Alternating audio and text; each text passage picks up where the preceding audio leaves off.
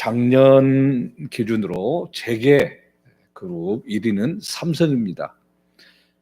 삼성이 되는 것 어느 누구든지 인정할 수밖에 없죠. 2위는 현대자동차, 그리고 3위는 SK, 4위가 LG, 그리고 롯데가 5위 그렇게 됩니다. 6위는 포스코, 7위는 한화, 8위 GS, 9위 현대중공업, 10위 좀 의외더라고요. 농협이 참 농민들 엄청.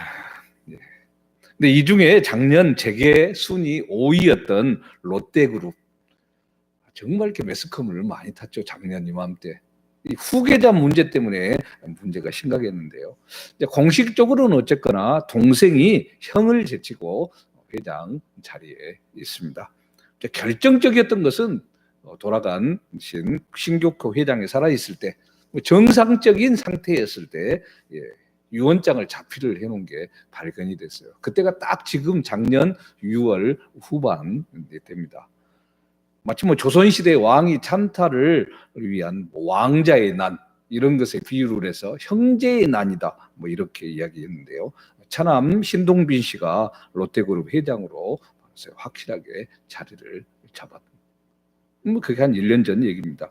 주주들도 2015년 7월부터 2018년도까지 계속해서 형 신동주 씨가 신동빈 회장 해임함을 5번이나 주주총회에서 계속해서 내놓았지만은 신동빈 회장의 손을 들어줬습니다. 동생 손을 주주들도 다 들어줬죠. 우리 주위에서 사실 이런 경우들 얼마나 많이 보고 있는지 모릅니다. 대기업 같은 경우 경영권 상속 문제 정말 복잡합니다. 그런데 우리나라 왕위 문제는 더더욱 복잡했죠. 조선시대에 그런 것들 보면 얼마나 많이 사국으로 몰어 나오고 있습니까? 조선의 1대 왕 태조 이성계, 그리고 3대 왕이었던 태종 이방원. 이 관계 속에서 복잡하게 얽혀진 것들은 정말 많이 영화가 됐던 것입니다. 드라마화도 되고. 왕에게 자식이 여러 명 있다고 보니까 왕위를 차지하기 위한 이 왕자들의 치열한 싸움이 벌어지는 경우가 정말 많았습니다. 심각한 경우는 이복 동생인지 이복 형인지 이게 아니라 친형제들까지 싸움을 하고 죽이고 유배 보내고 이렇게 했으니까 참 이 돈, 권력 이게 참 얼마나 대단한가 새삼 생각해 볼 수 있는데요. 근데 사람들은 이 세상에 이런 대기업의 경영권이나 한 나라의 왕위를 잇는 것보다도 더 중요한 것들이 있는데 이것을 모르고 있습니다. 계속해서 이어지고 상속되는 복인데요. 바로 이게 하나님의 복입니다. 하나님의 복의 실체를 사람들이 그런데 잘 알지도 못하고 또 그 가치도 모르기 때문에 정말 치열하게 이 하나님의 복을 받기 위해서 애를 쓰는 모습, 정말 보기가 힘듭니다. 하나님은 아브라함한테 창세기 12장 2절 말씀에서 너는 복이 될지라 분명하게 약속을 해 주셨습니다.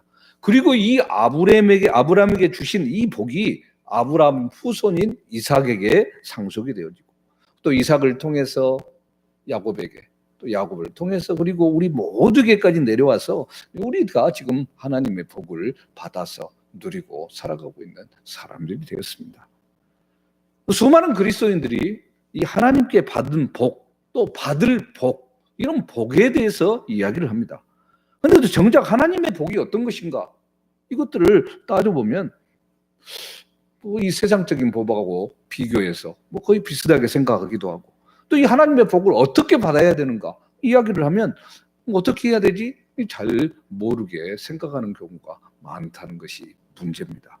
그래서 오늘 우리는 이 하나님의 복을 어떻게 잘 알아서 사용해야 될지, 그리고 또 믿음의 후손들에게 어떻게 하나님의 복을 잘 계승시켜야 될지 이번 주 다음 주 계속 이어서 말씀을 살펴보게 될 것입니다.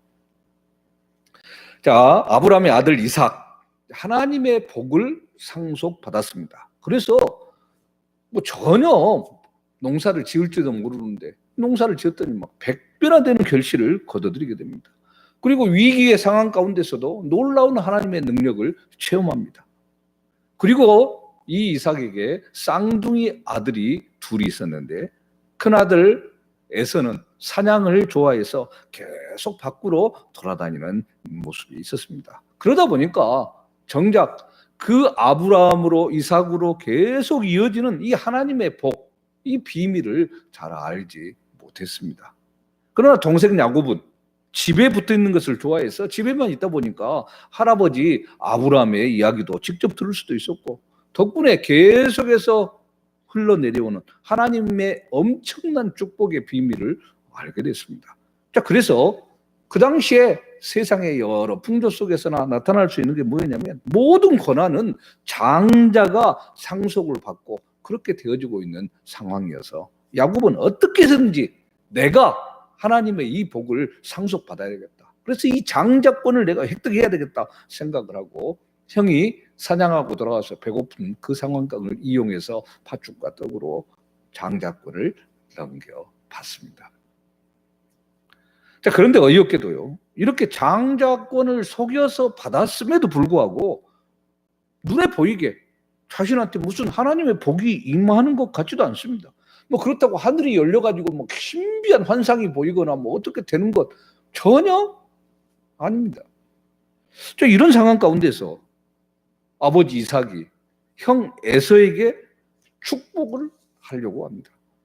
야곱은 자기가 형 에서인 것처럼 아버지 이삭을 속이게 되고, 이삭이 내리는 모든 축복을 다 가로채게 되죠. 자, 이렇게 장자권도 받고 장자한테 주는 축복도 받았는데 하나님의 복, 눈에 보이게 나타나지 않습니다.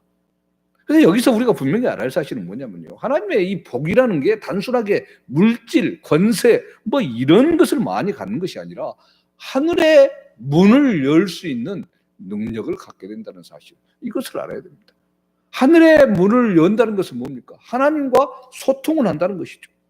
뭐 우리가 열심히 노력해가지고 하늘의 문을 여는 것도 아니고, 무슨 높은 자리에 올라서 또 하늘의 문을 여는 것이 아닙니다.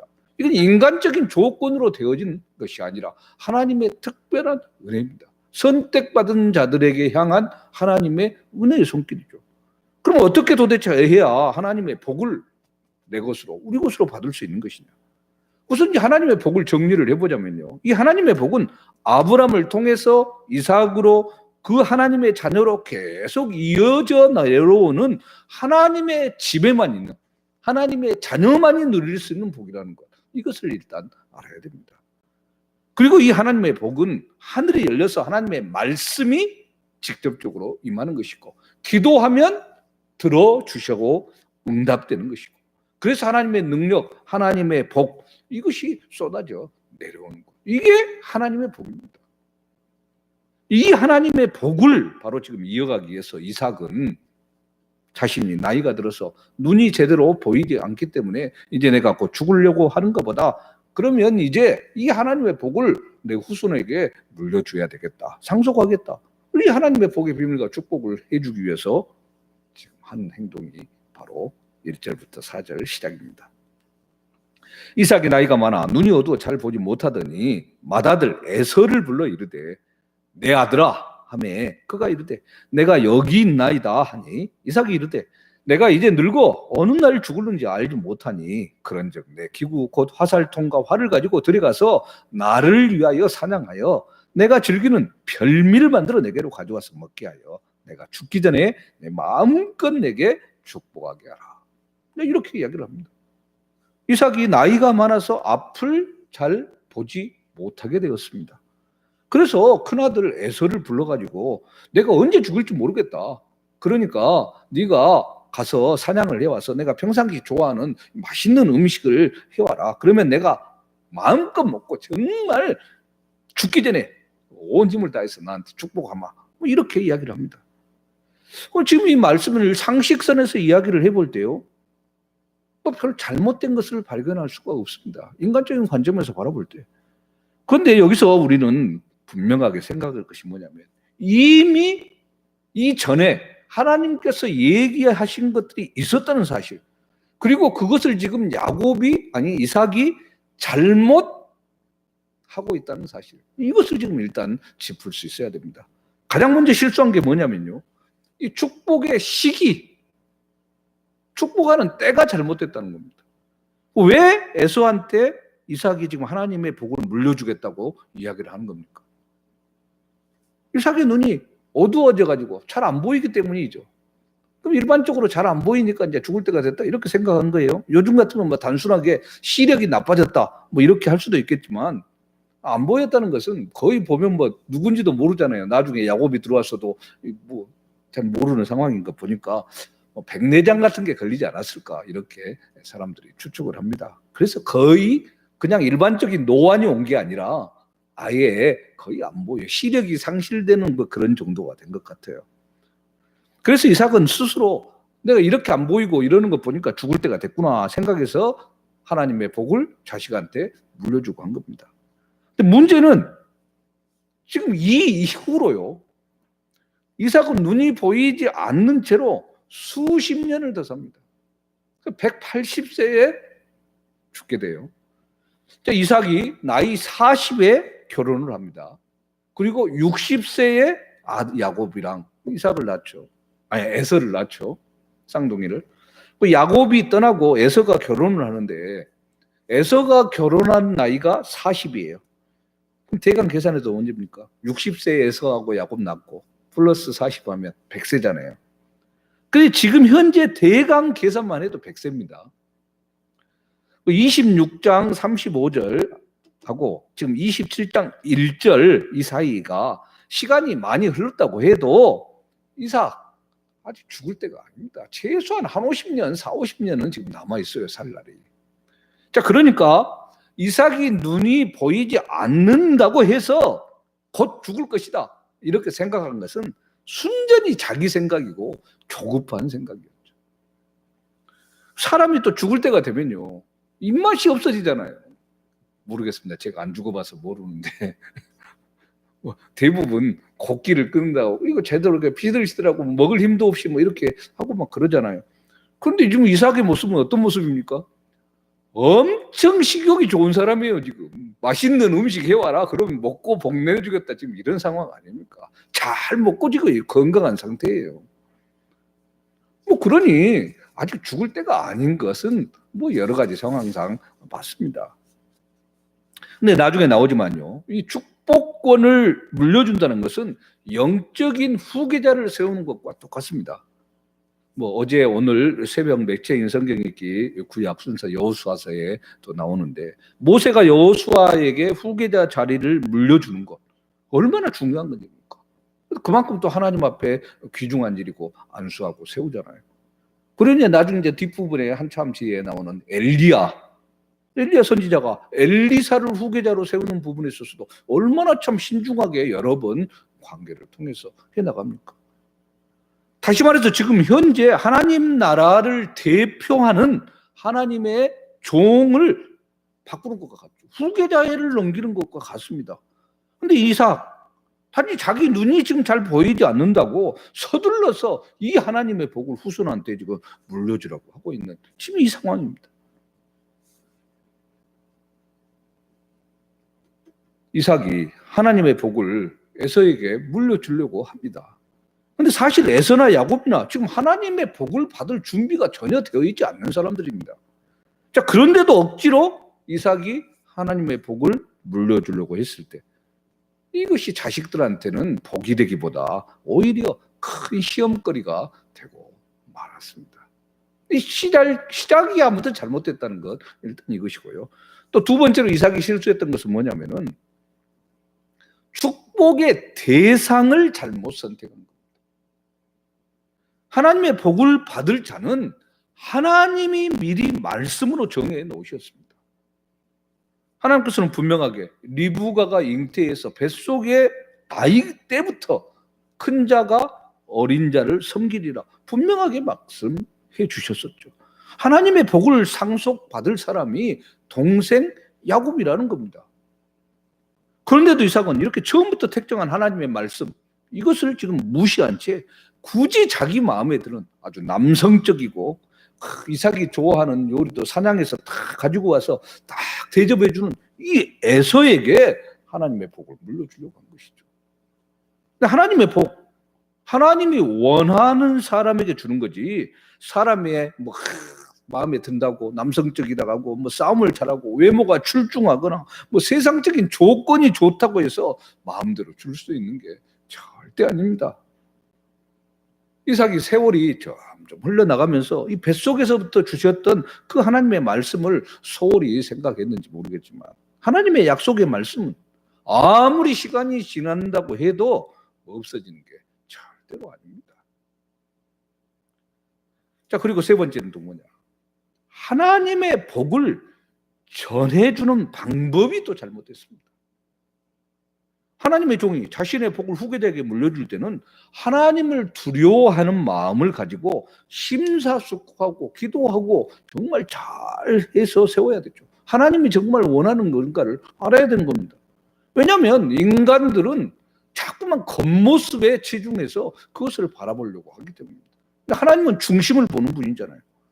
사무엘 같은 선지자도 그 뛰어났던 이름 있는 이 사람도 다윗에게 기름을 부으라고 보내놨더니 아주 실수를 했죠. 덩치도 좋고 외모도 번지르르하고 했던 다윗의 형 엘리압이 제일 처음에 딱 등장하니까 하나님이 이 사람을 선택해서 얘한테 기름 부으려고 나를 이곳으로 보냈구나. 뭐 그렇게 생각을 하고 나가죠. 그때 유명한 하나님의 말씀이 이때 나옵니다. 사무엘상 16장 7절에 여호와께서 사무엘에게 이르시되 그의 용모와 키를 보지 말라. 내가 이미 그를 버렸노라. 내가 보는 것은 사람과 같지 아니하니 사람은 외모를 보거니와 나 여호와는 중심을 보느니라 하시더라. 하나님은 중심을 보는 것이지 외모, 뭐 갖추고 있는 환경 이걸 보는 게 아니다 그 말입니다. 중심을 보고 하나님이 선택한 사람에게 하나님의 복이 이어지도록 해야 되는 것입니다. 그래서 믿음의 사람이었고 순종의 사람이었던 이삭입니다. 그런데 세월이 흘러나가다 자기도 모르게 같이 어울려 살았던 가나안 사람들의 방식이 사고방식이 이 머릿속에 들어와 버린 거예요. 변질된 모습으로 나타나고 만 겁니다. 왜냐하면 그 사람들이 다 기본적으로 이 사람들이 그렇게 했었으니까. 그래서 이삭은 하나님의 복을 그냥 세상의 복을 물려주는 것처럼 그렇게 생각하고 말아버렸던 겁니다. 자, 그래서 우리가 교회 생활을 오래 하면서 또 나이가 들어가면서 우리 자신도 모르는 사이에 조금씩 하나님의 말씀에서 멀어질 수 있다는 사실을 알아야 됩니다. 세상의 지식과 경험과 이것들이 자꾸 많아지니까 이 하나님의 것이 자꾸 세상의 것들로 덧입혀지고 그런 사고방식이 알게 모르게 우리의 머릿속에 들어와 버리는 거예요. 자기가 내리는 판단, 자기의 이야기 이게 전혀 하나님의 방법, 하나님의 말씀대로가 아닌데도 불구하고 이게 하나님의 법이다. 이렇게 나오는 경우가 많다는 거예요. 그런 소리 뻥뻥 치면서 내가 맞다 주장하는 거예요. 이 제주의 교계 지도자들이 모이는 그런 속에서도 이런 경우들이 드러나오더라고요. 보면은 잘못하고 있는데도. 이삭은 하나님의 복을 물려주는 과정에서 가장 우선시해야 될 하나님의 말씀을 무시하고 자신의 생각을 가장 앞에 두고 지금 행하고 있다는 것. 이것을 우리가 알아야 됩니다. 자, 분명하게 하나님의 말씀은 뭐라고 얘기했습니까? 큰 자가 어린 자를 섬길 것이다. 이야기를 합니다. 이거 바뀔 수 없는 겁니다. 하나님께서 말씀하신 거예요. 그런데 이삭은 이 말씀을 지키지 않고 있는 겁니다. 아예 의도적으로 무시를 해버렸건 아니면 기억하지 못했건 어쨌거나 하나님의 계획을 흩어놓으려고 하는 악한 생각이고 잘못된 행동이죠. 자, 이렇게 돼서 이삭이 하나님의 말씀을 무시하면서까지 자기가 개인적으로 좋아하는 맏아들 에서한테 하나님의 복을 물려주려고 했을 때 이삭의 집안은 난장판이되고 맙니다. 형제간의 갈등이 계속 벌어지고 아내가 남편을 속이고 자식이 아버지를 속이고 이런 모습이 지금 벌어지고 많은 것 아닙니까? 가족의 분란이 일어나게 만든 장본인이 지금 누굽니까? 이삭입니다. 하나님의 복을 물려주는 이 중요하고 아름다운 일을 맏아들 에서 외에는 아무도 모르게 은밀하게 추진하려고 지금 하고 있었습니다. 잔치라도 열어서 해야 될 일 아닙니까? 그런데 이렇게 하는 거예요. 근데 은밀하게 보통 하려고 하는 것은 어떤 일들입니까? 뭔가 깨림직하거나 드러내놓고 하기에는 껄끄럽거나 뭐 그럴 때 아닙니까? 그러니 지금 이삭도 자기 마음 깊은 곳에 뭔가 자기가 하려는 지금 이것 자체가 드러내놓고 하기에는 애매한 그런 것이 있었다는 것을 아는 거예요. 하나님의 말씀을 거역한다 하는 뭐 직접적으로 거역한다 이러지는 않겠지만 그 내면 속에 뭔가 있으니까 이렇게 은밀하게 좀 추진을 하는 거죠. 근데 모든 것이 사람의 마음대로 되는 게 아니죠. 이삭이 에서한테 하나님의 복을 몰래 물려주려고 하는 이것을 이삭의 부인이었던 리브가가 하는 말을 딱 듣고 맙니다. 자, 5절. 이삭이 그의 아들 에서에게 말할 때 리브가가 들었더니 에서가 사냥하여 오려고 들로 나가매. 이삭, 에서한테만 말을 했는데 리브가가 듣게 됐어요. 일부러 뭐 들으려고 했겠습니까? 아니면 뭐 일부러 들으려고 했을 수도 있죠. 하는 포함을 보니까 뭔가 은밀한 얘기를 하는데 무슨 말을 할까? 다 뭐 요즘 같으면 도청장치 심어놓고 이렇게 했습니다. 그리고 리브가가 뭐라고 생각합니까? 이 복이 절대로 에서한테 가면 안 된다. 그래서 야곱을 부르죠. 리브가는 큰아들 에서가 이삭의 말대로 사냥하려고 들로 나간 동안에 남편 이삭을 속이고 작은 아들 야곱에게 하나님의 복을 물려받을 수 있도록 해야 되겠다 생각합니다. 자, 다시 말해서 지금 리브가 자기 남편 이삭의 뜻과 정반대로 행하고 있는 겁니다. 이건 이삭이 하나님의 말씀을 무시하고 자기 생각을 가지고 하나님의 일을 결정하려고 했었던 일 때문에 지금 생긴 일이죠. 자, 그렇다고 해서 이삭이 아내인 이 리브가가 남편을 속이고 야곱을 세우려고 하는 행동이 잘 됐느냐? 이것도 아닙니다. 자, 어쨌거나 리브가 뱃속에서부터 하나님께서 야곱을 선택했다는 것 압니다. 이 야곱을 선택한 이 사실을 리브가가 확실하게 믿고 계속적으로 그것을 머리에다 두고 생각했다. 자, 그렇다고 본다면 이 상황 가운데서 이런 식으로 반응을 했을까? 한번 또 뒤집어 볼 수 있죠. 정말 그렇게 생각하고 하나님이 확실하게 야곱한테 주시는 이것이 있었다고 계속 마음에 그렇게 생각하면서 나갔다면 이삭한테 따지죠. 하나님의 선택은 분명히 야곱이었지 않습니까? 당신도 그걸 알지 않습니까? 그런데 왜 지금 에서를 축복하려고 합니까? 이렇게 은밀하게 일을 행할 것이 아니라 확실하게 해야지요. 따지고 들어가야 맞는 것 아닙니까? 이게 하나님의 사람, 하나님의 믿음을 가지고 있는 리브가의 생각이었을 것 아닙니까? 그런데 지금 리브가는 어떤 모습으로 나타나요? 술수를 부리고 있죠. 이삭을 속이려고 하는 행동을 하고 있습니다. 리브가 또한 하나님의 말씀을 온전하게 믿고 기다려서 이렇게 했다고 하기보다는 리브가가 이렇게 지금 행동하는 것은 남편에 대한 반발심과 작은 아들 야곱에 대한 편애 뭐 이런 것 때문이었다고 생각이 들어집니다. 그러나 전체적인 모습을 보면 하나님은 그것까지도 이용하셔서 그 마음까지도 사용해서 한 계획이다 하는데 어쨌거나 지금 이런 집안을 바라볼 때 우리는 뭐라고 얘기합니까? 맛가는 집안이다. 콩가루 집안이다. 지금 이렇게 이야기하죠. 이렇게 좀 되고 말았습니다. 하나님께서 이삭의 집에 은혜를 거두시니까 서로 다른 가족들의 뜻을 존중하지 않게 되고 오로지 자기들의 생각만 밀어붙이고 거짓말하고 편을 나누고 억지를 부리는 이런 일이 생기고 만 것입니다. 하나님의 백성은 하나님과 정상적인 관계 속에 있으면 항상 은혜가 충만하기 때문에 거짓말할 필요가 없습니다. 억지를 부릴 필요도 없습니다.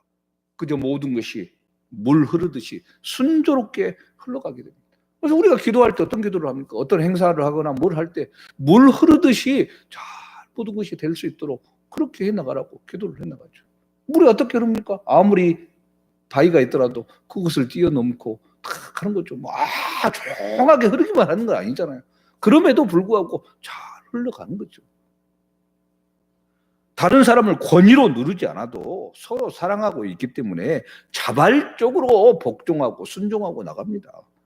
그런데 하나님의 자녀 가운데 특별히 지도자로 세워진 사람이 하나님의 말씀을 무시하고 인간적인 생각 속에서 계속 그것만 밀어붙이게 될 때 세상 사람들보다도 더 악하고 험악한 모습으로 나타나고 마는 겁니다.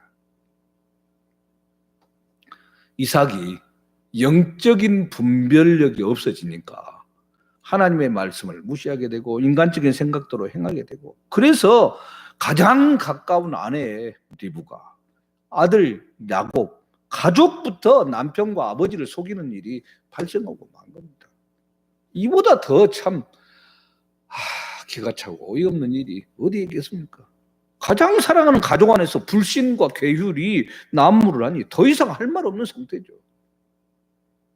자, 그리고 지금 이 일이 하나님의 사랑하는 자녀 이삭과 리브가 집안에서 일어나고 있다는 사실, 아이고, 하나님의 선택된 자녀의 집에서 일어나고 있으니 참 이거 뭔 창피입니까? 그리고 이 일로 형제간 에서와 야곱 수십 년간 원수로 지내게 되지 않습니까? 부모의 잘못이 자녀들 형제간에 불화로 이어지고 있으니 이게 좀 부모가 할 일입니까? 물론 인간적으로 볼 때 에서가 야곱보다 월등하게 훌륭하게 보일 수는 있습니다. 그때 당시 일반적인 모습으로. 그러나 에서는 하나님의 말씀의 가치를 모르는 사람입니다.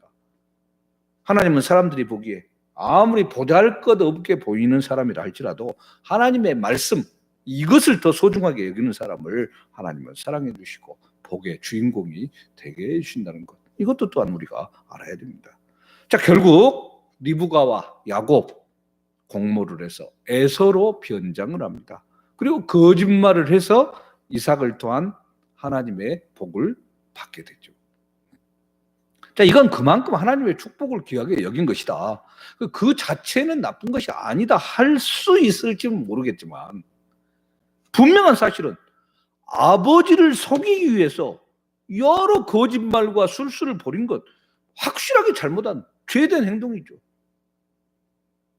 처음에 야곱은 어머니 리브가가 이삭을 속이고 축복받으려고 하는 계획을 듣습니다. 야곱 같은 사람도 이거 이러면 안 되죠. 엄마한테 얘기합니다. 어떻게 이럴 수 있겠습니까? 이 아버지한테 거짓말한 거 들통나면 축복은커녕 완전 저주를 받을 겁니다. 이렇게 이야기를 하죠. 그랬더니 리브가가 뭐라고 얘기합니까? 그 저주 내가 다 받으마. 그럼 너는 내가 시키는 대로만 해라. 이렇게 나갑니다. 실제로 이 일로 인해서 어떻게 됩니까? 사랑아들 야곱과 헤어져서 살아생전에 얼굴을 보지 못하고 그냥 세상 두고 맙니다. 하나님은 하나님의 때에 하나님의 방법으로 야곱을 세우시고 했을 텐데, 인간적인 실수로 이삭도 잘못, 리브가도 잘못, 뭐 야곱 동조, 에서 열받아서 이 온 집안이 이상하게 되고 말아버렸죠. 18절 20절입니다. 18절에서 20절. 야곱이 아버지에게 나아가서 내 아버지여 하고 부르니 이르되 내가 여기 있노라. 내 아들아 내가 누구냐? 야곱이 아버지에게 대답하되 나는 아버지의 맏아들 에서로소이다. 아버지께서 내게 명하신 대로 내가 하였사오니 원하건대 일어나 앉아서 내가 사냥한 고기를 잡수시고 아버지 마음껏 내게 축복하소서. 이삭이 그의 아들에게 이르되 내 아들아 내가 어떻게 이같이 속히 잡았느냐? 그가 이르되 아버지의 하나님 여호와께서 나로 순조롭게 만나게 하셨습니다. 리브가 함께 이삭을 속이려고 준비한 야곱 별미를 만들고 떡을 이삭에게 주어서 먹게 합니다. 리브가가 만들었습니다. 이삭의 식성을 잘하니까 이삭에게 딱 맛있게, 그리고 또 사냥한 고기처럼 그런 것들을 준비를 해서 아마 한 것 같습니다. 야곱이 음식을 가지고 내 아버지여 부르면서 이삭한테 갑니다. 이삭은 그런데 뭔가 이상한 낌새가 들었어요. 목소리가 에서 목소리가 아닌 것 같아요. 꼭 야곱 목소리 같아요. 사람이 아무리 변장을 한다고 하더라도 이 성대묘사 목소리가 다르면은 금방 알아채지 않습니까? 특별히 지금 이삭은 잘 보지를 못하기 때문에 이 청각이 더 예민해가지고 뭐 이런 부분들에 신경을 쓸 수밖에 없는데, 내 아들아 내가 누구냐 묻습니다. 그랬더니 야곱이 뭐라고 대답합니까? 아버지 맏아들 나 에서입니다. 더 이상한 것은 보통 사냥을 하려고 하면 몇 시간은 기본이고 또 어떤 때는 하루 이틀 이렇게 걸려가지고 잡아갖고 와서 요리를 하는데 너무 빨리 가지고 왔어요. 그래 이삭이 묻죠. 아니 어떻게 이렇게 빨리 잡아가지고 요리를 해왔냐? 물어보니까 뭐라고 얘기합니까? 하나님의 이름까지 팝니다. 야곱이. 아버지 하나님 여호와께서 나로 아주 순조롭게 사냥할 짐승을 딱 만나게 해주셨습니다. 이거 축복하게 하려고 하나님이 그냥 가자마자 만나게 해주시대요? 뭐 쉽게 말하면 이렇게 이야기한 거 아닙니까? 하나님께서 사냥거리를 빨리 주셨다고 그러니까 이삭이 더 이상 할 말이 없었습니다. 그래도 좀 깨짐직해가지고 너 가까이 와봐라. 한번 직접 만져보자. 이야기를 합니다. 자, 21절, 22절. 이삭이 야곱에게 이르되 내 아들아 가까이 오라. 내가 과연 내 아들 에서인지 아닌지 내가 너를 만져보려 하노라. 야곱이 그 아버지 이삭에게 가까이 가니 이삭이 만지며 이르되 음성은 야곱의 음성이나 손은 에서의 손이로다. 처음에 들어올 때부터 목소리는 야곱 목소리인데 이렇게 지금 들은 것 아닙니까? 그래서 지금 계속 야곱 에서라고 해도 믿기지가 않아서 한번 만져봐야 되겠다. 와봐라. 만져봅니다. 근데 이미 만져볼 것까지 다 예상을 하고 리브가가 준비를 하죠.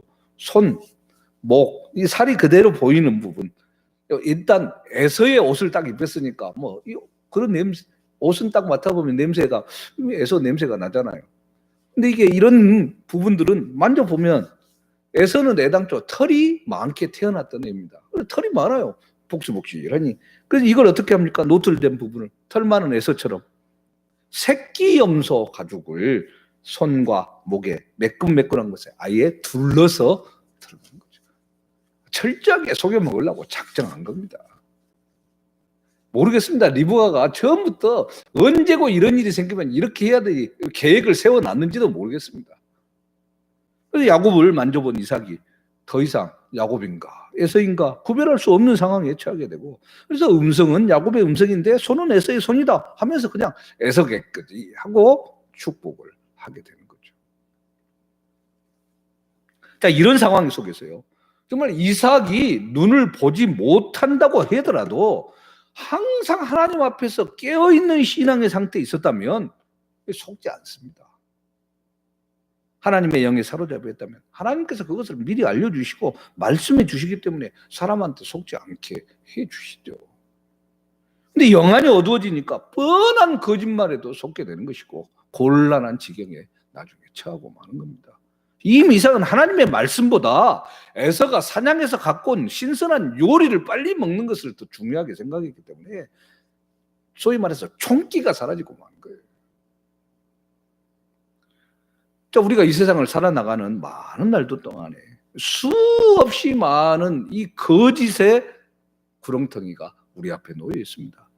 그리고 이런 구렁텅이 한번 딱 빠져버리면 재정적으로도 심적으로도 엄청난 피해를 입게 됩니다. 그리고 어떤 것이든지 세상적인 욕심에 빠져가지고 영적인 분별력이 어두워져 버리면 사람한테 속으면서도 속는다는 것을 모릅니다. 그것이 사실양 받아들이고 결국 일만 복잡해지고 맙니다. 지혜롭게 행하지 못하고 나가는 거죠. 그래서 항상 기도해야 될 것이 뭡니까? 이 세상을 이길 지혜를 구해야 하는 겁니다. 회전하는 그림자도 없으신 하나님의 그 사랑, 그 은혜 속에 우리가 굳건하게 거할 수 있도록, 주님은 변하지 않는 하나님으로 어제나 오늘이나 동일하신 하나님인데 문제는 내가 계속 변하고 있는 것 아닙니까? 어떨 때는 좋았다 막 박수치고, 어떨 때는 슬퍼하고 울고, 어쩔 때는 하나님을 원망하고 나서고, 나 혼자 별 시호를 다하고 있는 거예요. 그래서 말씀 가운데 흔들리지 않는 침대가 아니라 정말 흔들리지 않는 말씀을 붙잡고 살아나갈 수 있도록 나가야 되죠. 아무리 주변의 환경이 나를 힘들게 하고, 아무리 재정적으로 육체적으로 모든 것이 덮친다 할지라도 내 안에 주의 평강이 자리 잡을 수 있도록 나가야 되는 거죠. 지금 야곱이 에서라고 자기를 속이고 있는데도 제대로 분별하지 못합니다. 하나님의 영이 이삭한테 말씀해 주지 않고 있기 때문이죠.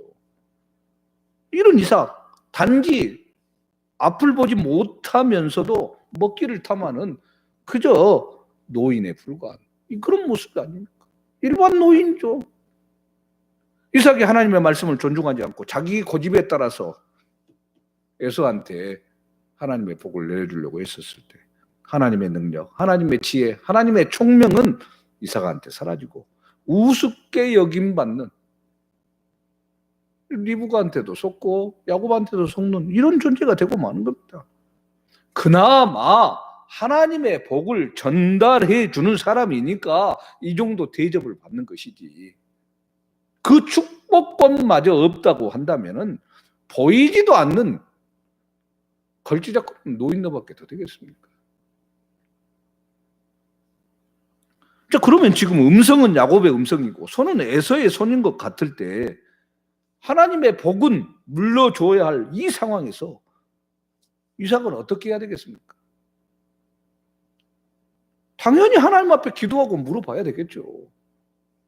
하나님, 지금 내 아들이라고 하면서 한 명이 들어왔는데 사실 에서인지 야곱인지 잘 모르겠습니다. 지금 하나님의 복을 이어주려고 하는데, 축복을 하려고 하는데 도무지 분간이 되지 않으니 하나님께서 좀 알려주세요. 하나님의 복이 얼마나 귀중하고 고귀한 복입니까? 이게 그냥 단순하게 이어질 것이 아니지 않습니까? 이것을 쉽게 물려줄 수 없죠. 하나님 알려주세요. 물어봐야 되겠죠. 그런데 이 정도 물어볼 정도면 애당초 이렇게 하지도 않죠. 그러니 뭐 그렇게 물어보지도 않습니다. 이런 기도조차 할 수도 없는 상태가 지금 이삭의 상태가 되고 말았던 겁니다. 이후의 일, 다음 주에 살펴볼 내용이고요. 분명한 것은 우리 후손에게 마음껏 하나님의 복을 전달하기 위해서 축복하는 것, 엄청난 은혜라는 것을 알아야 됩니다. 은밀하게 숨어서 할 일이 아닙니다. 그저 그렇게 인간적인 계산 속에서 내 좋을 때만 하는 게 아닙니다. 하나님께서 보여주시는 때 하나님의 방법대로 나아가야 하는 거예요. 올해 지금 2021년에 6개월 전반기를 지냈습니다.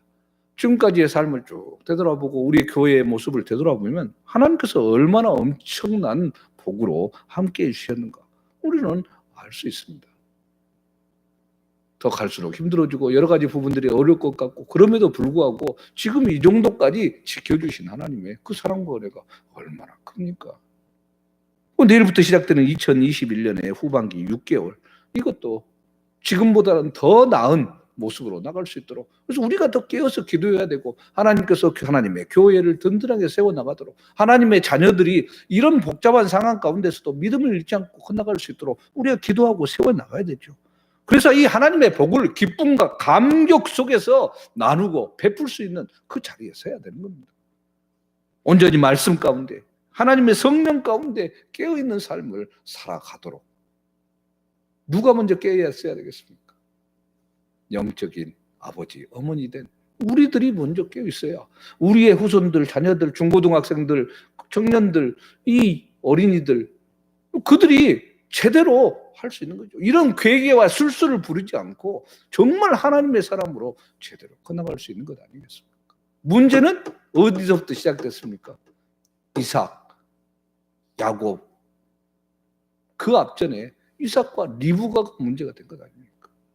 부모가 이상하게 굴어서 자녀가 복잡하게 나가는 모습으로 나타나는 건 많은 겁니다. 특별히 전반기 사역을 마무리하고 또 후반기를 시작하는 이때 참으로 우리는 어떤 모습으로 하나님 앞에 서 있는가를 깊이 묵상하면서 정말 믿음의 부모 된 역할들을 잘 감당해서 이 하나님의 엄청난 축복의 권리를 후손들에게 전달해 주는 그런 믿음의 복된 삶을 살아가는 우리 모두가 되기를 주님의 이름으로 축원합니다. 아멘. 살아계신 하나님, 하나님의 특별한 사랑과 은혜 가운데 또 지난 6개월을 지냈습니다. 이렇게 이 자리까지 인도하신 하나님을 찬양합니다. 하나님의 놀라운 계획과 섭리와 은혜 가운데서 코로나 시대에 참으로 우리가 하나 되어서 나갈 수 있도록 지켜주셨음을 찬양합니다. 앞으로 남은 또 2021년의 6개월도 더 은혜 가운데 지켜주시되 무엇보다도 영적인 어미 된 아비 된 우리들이 더 깨어있는 신앙으로 성령님께 늘 붙들려 살아가는, 그리고 세상의 지혜를 구하는 것이 아니라 하나님의 지혜를 구하며 하나님의 뜻 가운데서 우리 다음 세대에게 더 주의 사랑과 은혜를 나누고 전달할 수 있도록 주님 은혜 베풀어 주시옵소서. 놀라운 주님의 사랑과 은혜가 언제나 우리와 함께 하실 것을 믿고 감사드리며 살아계신 예수 그리스도 이름으로 기도합니다. 아멘.